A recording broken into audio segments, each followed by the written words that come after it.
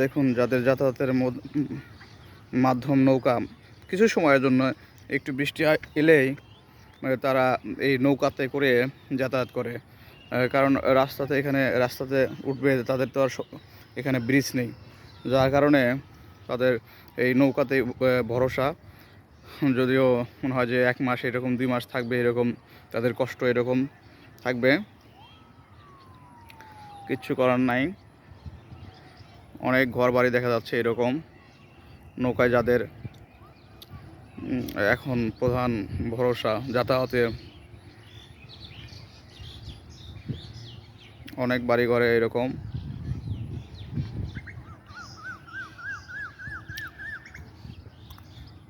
দেখুন সেই চিত্র।